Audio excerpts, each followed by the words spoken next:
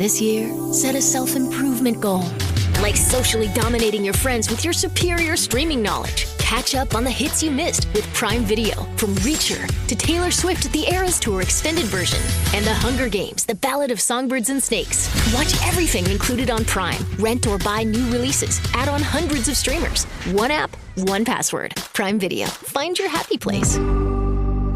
Restrictions apply. Prime membership not required to rent or buy. See Amazon.com/Amazon Prime for details.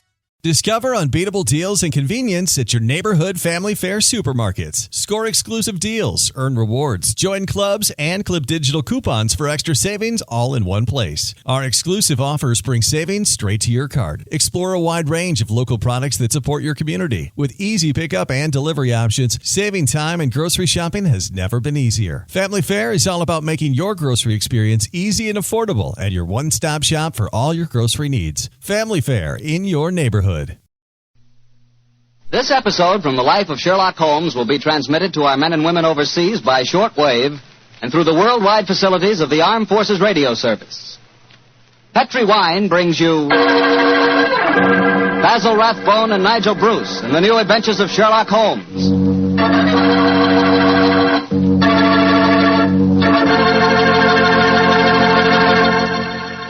The Petri family, the family that took time to bring you good wine, invite you to listen to Dr. Watson tell us another exciting adventure he shared with his old friend, that master detective, Sherlock Holmes. And you know something? I had an adventure tonight I wish you could have shared with me. I had a steak about, an inch and a half thick, tender, juicy, and with it I had a glass of Petri California Burgundy. Now there's a combination, steak and Petri Burgundy. That Petri Burgundy is a perfect mealtime wine. It's a rich red wine that's hearty and full of flavor.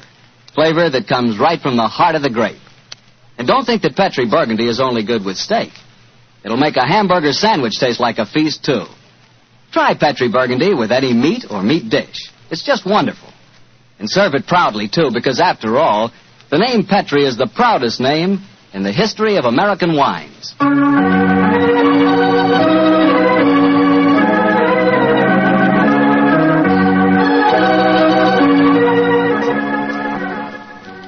And now I know Dr. Watson's waiting for us, so let's go in and join him. Come in. Good evening, Dr. Watson. Good evening, Mr. Bartell.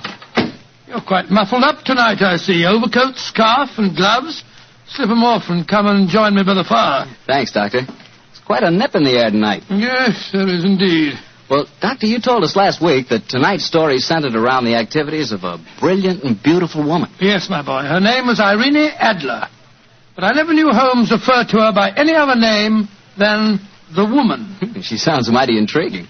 How did you happen to meet up with her? Well, I'll tell you the story from the beginning. One night, it was on the 20th of May in 1888, to be exact, I was returning home from a visit to a patient when my steps led me through Baker Street. Since my marriage, I haven't seen much of Sherlock Holmes. And you couldn't resist stopping by at 221B, I'm sure, Doctor. Of course I couldn't. As I stood outside the well-remembered door, I looked up at the lighted windows and saw the tall, spare figure of my old friend, pass twice in dark silhouette against the blind. He was pacing the room swiftly, eagerly, with his head sunk on his chest and his hands clasped behind him. To me, who knew every mood of his and habit of his attitude and manner told their own story. He was hot on the scent of some new problem. I rang the bell, and a few moments later, found myself standing before him. You look in splendid shape. Yes, Holmes, I'm feeling very well, thanks. And in practice again, I see. You didn't tell me that you'd gone back into harness. Oh, and how did you know? Elementary, my dear chap. If a gentleman walks into my rooms, smelling of iodoform, with a black mark of nitrate of silver on his right forefinger, and a bulge on the left side of his hat, to show where he's secreted his stethoscope, I should be dull indeed if I didn't pronounce him to be an active member of the medical profession. Just the same as ever, Holmes. By the way, I'm not interrupting you. Well, you are, old fellow, but it's a most welcome interruption. You're working on a new case? It looks like it. This letter arrived by the last post today. It's undated and has neither signature nor address. Read it. Let's have a look. There will call upon you tonight at 7:45 a gentleman who desires to consult you upon a matter of the very deepest moment. Your recent services to one of the royal houses of Europe have shown that you are one who may safely be trusted This account of you we have from all quarters received.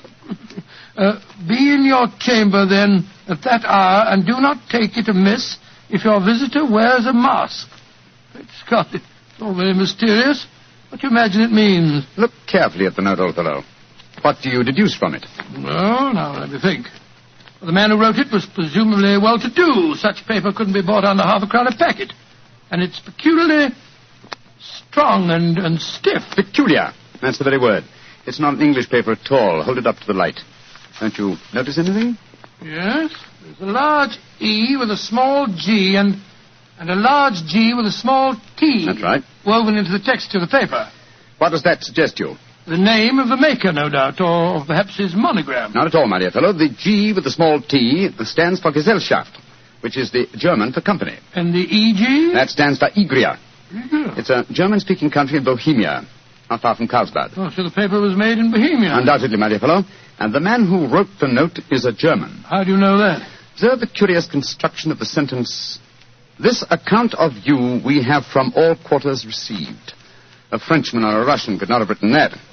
It's the German who is so discourteous to his words. Oh, there's your count now. I better go home. No, unless you have to. Well, I could stay. I thought that Then perhaps stay, old chap. I'm lost without my Boswell, and this promises to be interesting. I told Mrs. Hudson to let the masked visitor come upstairs unannounced. Come in. Good evening, sir. You received my note? Yes, indeed, sir. Come in, won't you? Sit down. This is my friend and colleague, Dr. Watson. You may say anything before him that you can say to me.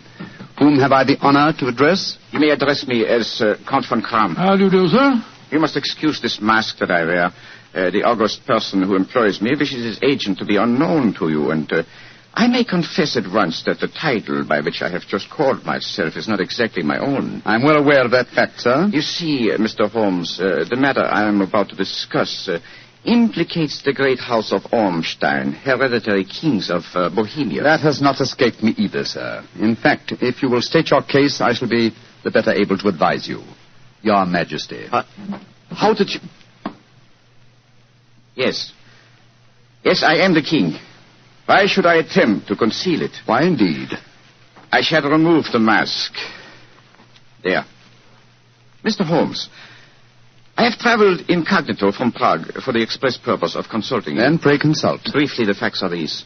Some 5 years ago, during a visit to Warsaw, I made the acquaintance of the well-known adventuress Irene Adler. Irene Adler? We know of her, Your Majesty. Look her up in the index for me, will you, Watson? It's right beside you on the desk there. I imagined that the name would not be unfamiliar to you. Here we are. Abraham's, Acton Green, Hatchet Murders. Adler. Splendid, old fellow. Hand me the file, will you? Thank you. Irene Adler, born in New Jersey in the United States in 1858. Contralto. Prima donna Imperial Opera of Warsaw. Retired from the operatic stage. Living in London. Quite so. And here's a recent notation. Your Majesty, as I understand, became entangled with this young person, wrote her some compromising letters, and is now desirous of getting those letters back. Precisely so, but how did... Was there a secret marriage? None. No legal papers or certificates? No. Then I fail to follow, Your Majesty. If this young lady should produce her letters for blackmailing purposes, how is she to prove their authenticity? There is the handwriting. That could be a forgery, Your Majesty. But it was private note paper. Stolen. My own seal. Imitated. My photograph. Bought. What? They were both in the photograph. Oh, dear. That's very bad. Your Majesty has indeed committed an indiscretion. Did you inscribe the photograph, Your Majesty? Yes, Dr. Watson, I'm afraid I did. Precious me. Mr. Holmes, it must be recovered. Perhaps if you were to pay enough, the photograph might be bought. She refuses to sell. Stolen, then. 5 attempts have been made. Twice burglars in my pay ransacked her house. Once we diverted her luggage when she traveled. Twice she has been waylaid. There has been no result. Oh, dear. It's quite a pretty little problem. It is a deadly serious one to me. Your Majesty, what does Miss Adler intend to do with the photograph? To ruin me. Oh, how? Well, I'm about to be married to the second daughter of the King of Scandinavia. She is the soul of delicacy. A shadow of a doubt as to my conduct would bring the matter to an end. And Irene Adler threatens to send the photograph to your fiancé, I suppose. Yes, and she will do it.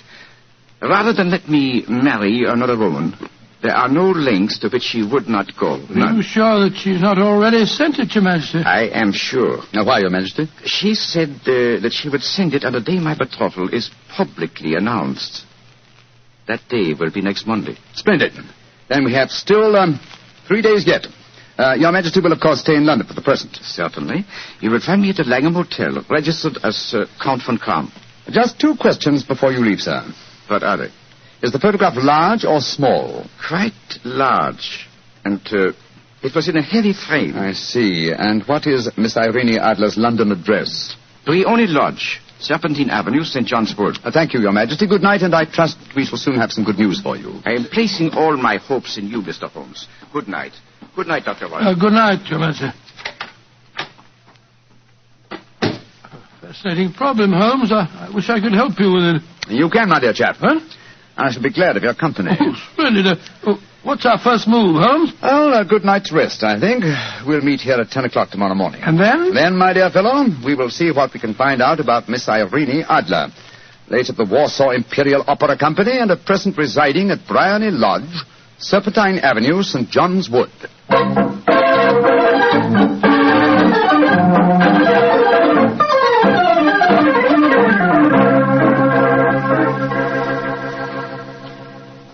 Well, Holmes, a cursory examination of Briony Lodge didn't prove very illuminating. No, a bijou residence that represents the essence of dignified suburbia, but tells us very little about its owner. I think a visit to the local public house might prove more instructive. Come on, old chap. I see the door to the Coach and Horses inviting us from across the road. Well, our disguises shouldn't cause any suspicion, Holmes. That's why I suggested them. In the character of a couple of stable hands, I felt that we might inspire confidence. This is a horsey neighborhood. There's a wonderful sympathy and freemasonry among the fraternity. There we are. Better let me do most of the talking. Yes, I will indeed. I'm sure that your accent will be more convincing than mine. Let's go in, shall we?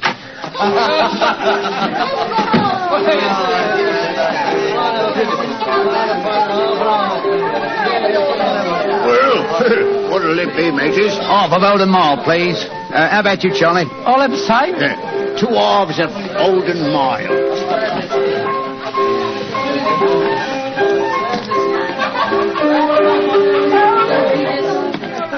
Well, here you are, mateys. That'll be a tenner. Have a drink with us, Governor. Well, don't mind if I do. I'll have a Guinness. You blokes new round here? Yes, that's right. Came over from Clapham. Clapham, eh? Well, here's looking at you. Hunting for jobs? That's right. We was told that Miss Adler, across at Briony Lodge, needed a new coachman and a groom. Well, it's the first I've heard of it. It might be true. Have you been over there to ask? No, not yet. We thought we'd find out something about the old girl first. She ain't no old girl, matey. She's the prettiest young thing you ever saw under a bonnet, and that's a fact. You know her, Governor? Why, of course I know her. Used to drive her carriage, I did. Before I came to work here. Oh, what's she like? Oh, nice little lady, as you'll find, chum. Work hard? No. She lives quiet, like. Goes out singing at concerts once in a while. The rest of the time it's money for jam. She goes out for a drive in the park every day at 5 and comes back to dinner at 6:30. The rest of the time's your own. She ain't married, you say? No. But she's got a bloke what comes to see her all the time. He's a barrister. Nice gentleman. Mr. Geoffrey Norton is his name. Good-looking fella. Wouldn't be surprised to see him get spliced. Sounds like a cushy job to me. Come on, Charlie. Let's get over to the house and see what's what. Much obliged to you, chum. Well, good luck, mateys, and thanks for the dinners.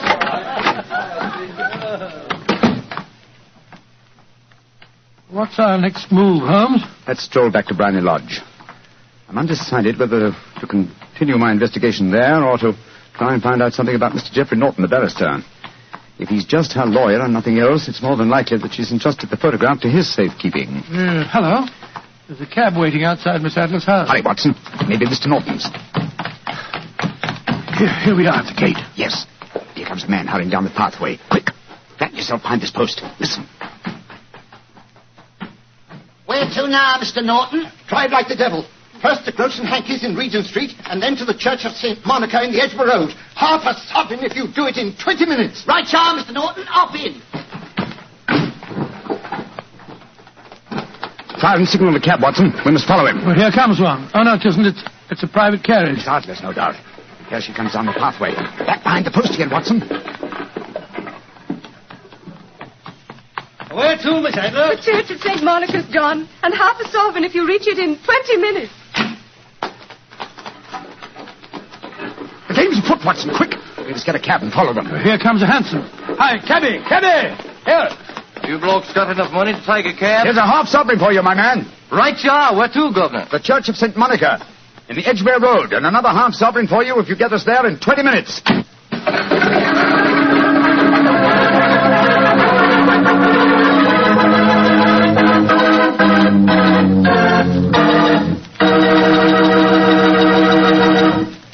We'll hear the rest of Dr. Watson's story in just a second, but let me tell you something. If you're going to have chicken for dinner tomorrow night, or any night, don't forget to serve that chicken with Petri California Sauterne. Believe me, Petri Sauterne is just about the last word in white wines. It's beautifully golden in color, it's delicate and intriguing in flavor, and it's just... well, you taste it and see for yourself. If you want a delicious white wine, you certainly want a Petri Sauterne. Well, Doctor, once again, you broke off your story at the most exciting point. Did you and Sherlock Holmes reach that church inside the 20 minutes? Yes, Mr. Bartell, we did, but the other carriages were there before us. Holmes went into the church after telling me to guard the outside. I must have waited for 10 minutes or more before Mr. Geoffrey Norton and Miss Adler came out, spoke a few words to each other, and then left in their separate conveyances. A moment later, Holmes, still dressed as a stable hand, came striding out of the church and down the steps towards me. He was obviously very excited. Watson. Have they left? Yes, in separate cabs. I overheard him say that he was going back to his office. And she said, I shall drive out in the park at 5 this evening. Splendid, old fellow. Then come on. We can return to Baker Street. What happened inside the church? They were married. Married? Of course. The ceremony would have been illegal if it had been performed after noon. That accounted for their wild dash to the church. Jump into the cab. Where to now, Governor? 221B Baker Street. Oh, so they got married, eh? Yes, and it may amuse you to know that I acted as witness at the ceremony. Oh, you did? But how did that happen? Their own witness had failed to appear, and I was dragged into the breach. The bride gave me the sovereign as a memento. I think I'll wear it on my watch chain in memory of the occasion. What an amazing situation. Things begin to look better for the king, don't they? Yes. Now that she's Mrs. Norton, the chances are that she won't want to expose His Majesty after all. I hope so, Watson, I hope so. But we can't afford to take any chances. I think the time is right for us to come to closer grips with the lady.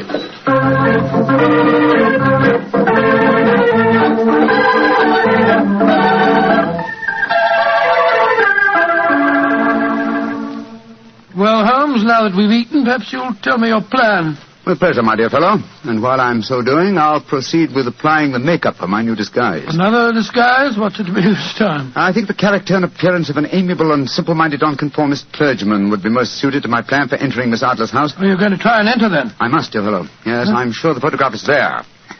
Miss Adler, or rather Mrs. Norton, will return from her drive in the park at 6:30. We must be at Bryony Lodge to meet her. And what then? You must leave that to me. I've already made my arrangements. There is only one point on which I must insist. You must not interfere, come what may. You understand? I'm to remain neutral. Yes, there will be some small unpleasantness. Don't join in it. It will end in my being conveyed into the house. As soon as I'm able to, I shall open one of the windows. You're to watch from the outside. When I raise my hand, you will throw an object which I shall give you through the window and at the same time cry, fire. Follow me? Entirely, but what am I to throw? Oh, it's nothing very formidable. Here it is. Looks like a great big cigar. What is it?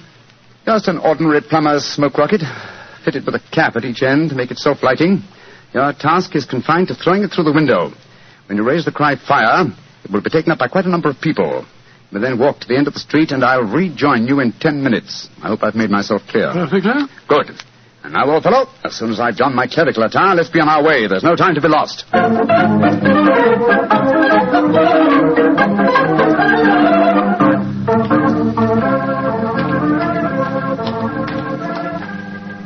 It's nearly 6:30, Holmes. We've been pacing up and down in front of her house for half an hour now. I hope she does come back. I'm sure she will. There seem to be a lot of loafers hanging round her gate. All part of my conspiracy, old chap. You'll see them play their parts in a few minutes. You still think the photograph is inside the house? Yes, I'm sure of it.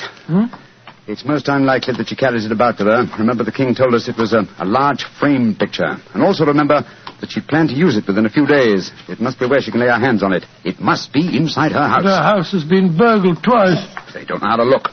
Well, how will you look? I won't. I'll get her to show me. She'll refuse. Well, she won't be able to... Shh. Here comes the carriage now. Remember, Watson, carry out my orders to the letter. Yes, you can trust me, Holmes. Good luck. Blimey, here comes the Duchess of Tiddleweeds. Let's put out the carpet. She might get her tootsies wet. Oh, put her sock in it, Elfie. Leave him alone. She's no better than she ought to be. Please let me through. I live here. Well, ain't that nice? We'll all come in and have a cup of cocoa. Move out of the way, please, and let the lady through. Mind your own business. Just because your collar's turned the wrong way, you can't spoil our fun. That's right, Eddie. Keep your nose out of it, Parson. Please don't fight about it. I tell you to stop molesting the lady. Do ya? Then how would you like a biff in the nose? Oh, he hit the poor man. Then he ran away, the coward. Is the clergyman badly hurt? He hit his head, Mum, and he fell. If you ask me, he's hurt bad. He's bleeding something terrible. Can we bring him in, Mum? He can't lie here in the street. Why, of course. Bring him in. Right you are, Mum. Here, Bert. Right out. Give us a hand. Lead way. Oh, poor fella. Do you see what happened to him, mister? Yes, I saw, my good woman. A very convincing demonstration. What you mean? Weren't you paid by a certain gentleman for this performance? Oh, you knows about it, too. Yeah, you must be a friend of Mr. Sherlock Holmes. Yes, I am. Nice gentleman. He give us $5 bob apiece for tonight's work. It ain't through yet, though. We got to start yelling fire when somebody tells us. I'm that somebody, my dear lady. There's Mr. Holmes now. He's inside the house. Yes, he's opening a window. Now he's raising his hand. That's my signal. Now to throw the rocket. There we are. Fire!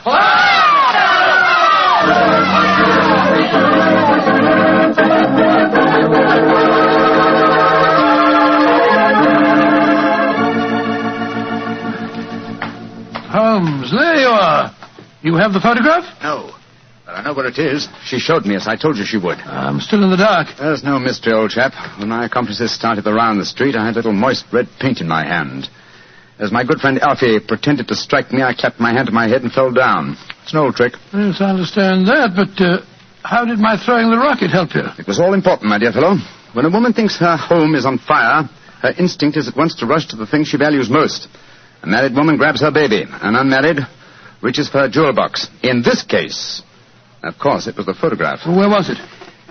In a recess in the living room, just above the right-hand bell pull. I caught a glimpse of it as she half threw it out. When I made it known that the fire was a false alarm, she replaced the photograph. As soon as I was able, I assured her that I was feeling well enough to leave. You didn't take the photograph, then? No, I felt that over-precipitance at this stage might ruin everything. And what do we do now? Drive to the Langham Hotel and inform His Majesty of what has happened. Then return with him here. And after that, my dear chap, the case will be ended.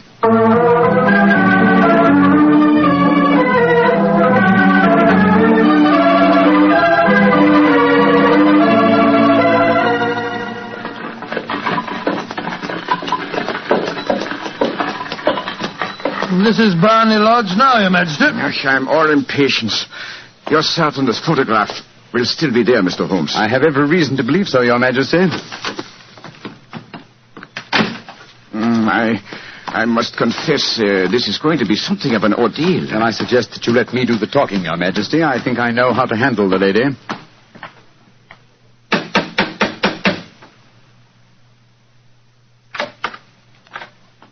Mr. Sherlock Holmes, I believe. Yes. I am Mr. Holmes. How did you know? My mistress told me that you would be likely to call. She has left for the continent with her husband. You mean she's left England? Never to return. Then the papers, the photograph. All is lost, Mr. Holmes. We'll soon see. Follow me. She said you'd been looking for something. I hope you find it. This was the bell pull. There's a sliding panel behind it somewhere. Ah, here it is.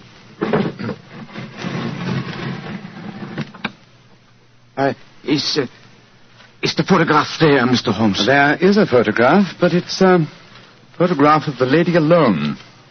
Here's a letter, and it's addressed to me. Well, what's it say, Holmes? My dear Mr. Sherlock Holmes, you really did it very well. Until after the fire alarm, I had no suspicion. But then, when I realized how I had betrayed myself, I began to think. I'd been warned that if the king employed an agent, it would certainly be you.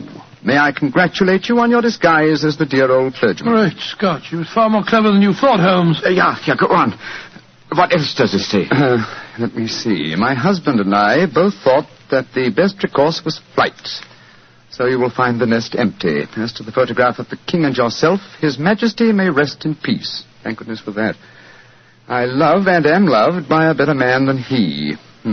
I leave another photograph, however, that he might care to possess. And I remain, dear Mr. Sherlock Holmes, very truly yours, Irene Norton, née Adler.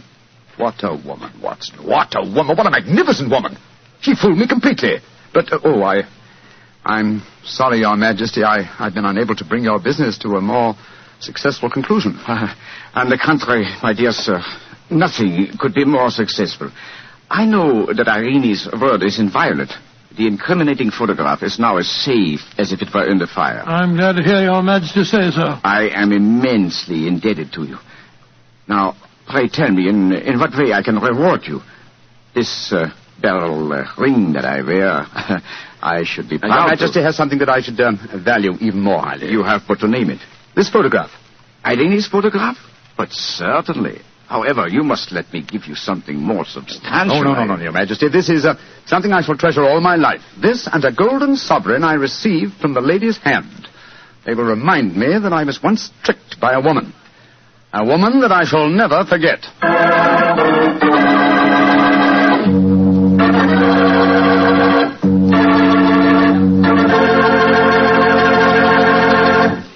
What a woman, that Mrs. Adler. Or should I say, Mrs. Norton. That's the kind of woman I could really go for, Doctor. Yes, you could. Just between ourselves, I sort of could go for her myself. She was intelligent. Yeah, she was rich. Beautiful. That's the kind of woman you want sitting next to you in front of a cozy fire on a nippy fall night. Just the three of you. The three of you? Mm-hmm. You, she, and a glass of Petri port. Miss Bartelli. Why not? That Petri California port is some wine. Boy, that Petri family really knows how to make good wine, all right. And no wonder. Look at all the experience they've had. Ever since they started the Petri business way back in the 1800s, the Petri family has handed down from father to son, the art of selecting perfect sun-ripened California grapes and making them into clear, fragrant, delicious wine. Those letters, P-E-T-R-I, on the label of every bottle of Petri wine are the personal assurance of the Petri family that every drop of wine in that bottle is good wine. It's got to be, because Petri took time to bring you good wine. Well, Dr. Watson, that was a great story you told us tonight. I thought you'd like it, Mr. Bartell. That's why I plan to tell you a sequel to it next week. A sequel? Say, that sounds exciting, Doctor. Well, I think you'll find that it proves to be that, Mr. Bartell. It's a story that takes place 20 years after tonight's adventure. And once again, the principal part is played by a woman, only in this case, it isn't Irene Adler. It's her daughter. And now, Mr. Bartell, before I go, I want to remind our listeners that they owe a real debt of gratitude to the selective service boards in their communities. At this moment, those selective service boards are working harder than ever, making sure that every returning veteran knows his rights and privileges. And the boards are helping him take full advantage of those rights and privileges. And they're helping our veterans get jobs. Our selective service boards deserve our sincere thanks, and they deserve our cooperation. They have done, and they are doing, a splendid job. Tonight's Sherlock Holmes adventure was written by Dennis Green and Anthony Boucher and is an adaptation of the Sir Arthur Conan Doyle story, A Scandal in Bohemia. Music is by Dean Fossler. Mr. Rathbone appears through the courtesy of Metro-Goldwyn-Mayer and Mr. Bruce through the courtesy of Universal Pictures, where they are now starring in the Sherlock Holmes series. The Petri Wine Company of San Francisco, California, invites you to tune in again next week, same time, same station. Sherlock Holmes comes to you from our Hollywood studios. This is Harry Bartell saying good night for the Petri family. For a solid hour of exciting mystery dramas, listen every Monday on most of these same stations at 8 o'clock to Michael Shayne, followed immediately by Sherlock Holmes. This is the Mutual Broadcasting System.